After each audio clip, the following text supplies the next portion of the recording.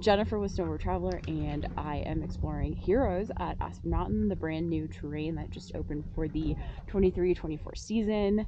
It's all steep, all extreme, double black, and really fun. There's a lot to explore over here. Aspen Mountain expanded its terrain by 20% with the new Heroes area. The upper section of the mountain now has 150 more acres to explore.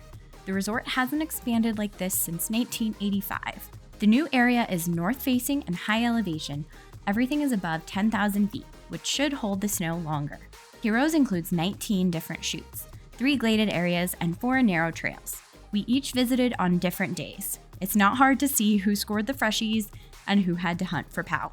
Heroes area is in the upper left of the trail map, and there's a detailed inset. The only intermediate access into Heroes is a trail called Ride Out.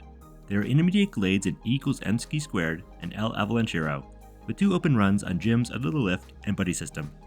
Advanced riders can access Heroes to the wide open Walsh's and Christie's area, or the new Hero Chutes number 2 when open. At the top of the lift are the double black chutes number 1 section. Pancake House glades and upper buddy system heading back to the lift are very flat.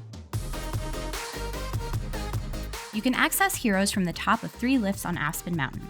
The main entry point is through Walsh's, but if it's rocky, we recommend taking a hard right and following the intermediate trail above the cliffs and passing by the paraglide launch site. This is the only blue trail into Heroes, and if you miss it, you'll go down the double black Walsh's. Walsh's is a wide open steep face and used to be the boundary of the resort. Be sure to hit the kicker halfway down. You can take Walsh's all the way down to Heroes Lift, or cut over to the right into the new area. The intermediate areas consist of the lift line, or check out the gladed terrain in E=mc², or further into L Avalanchero. The trees are well spaced, and there were a few newly cut paths throughout. Watch out for tree limbs sticking out of the snow and variable conditions. All the runs filter down to the new high-speed quad lift.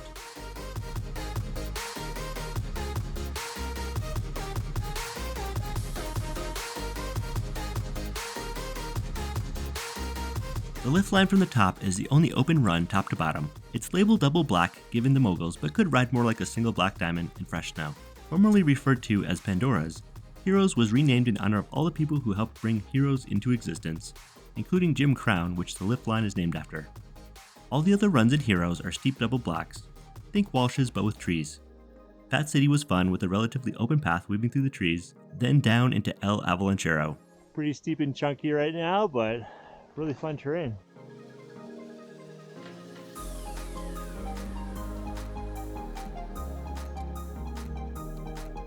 Just overheard in the hero section group heading into the trees. If I die, I die. I don't think it's quite that extreme here, but that gives you a sense of what I'm getting into. To access the farther chutes, take the traverse at the top. Halfway down the traverse is Corey Bob. That's some rocks.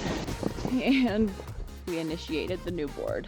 I found steep rocks that needed way more snow coverage in the conditions, and slowly made my way down and around the obstacles. These chutes are super steep at the top and flatten out quickly before the lift. Pancake House Glades is an accurate name.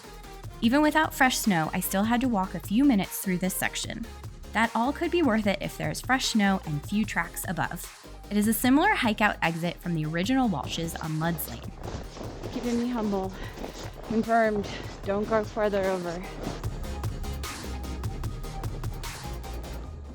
Okay, back on the lift. Heroes again. We did Corey Bob.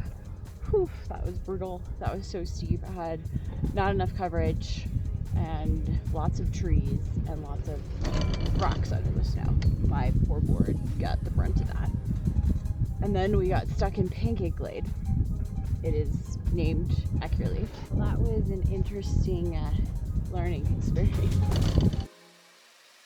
Next, I dropped into Legal Tender. There were more trees in the steep section, but snow coverage was decent. If you can, stay more skiers left in El Avalanchero Glades after the chutes to avoid the flat areas of the boundary trail. Further down, I stayed skier right and ended up at the upper area of Buddy System again, which is pretty flat in sections back to the lift.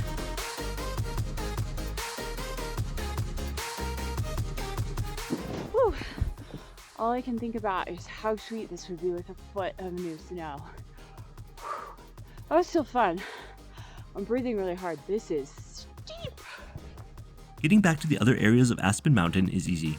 Ride from Heroes lift back toward the gondola to connect to other runs. There's not enough speed to reach the top of the gondola, so you'll need to take a short hike to reach the sun deck without going down to another lift.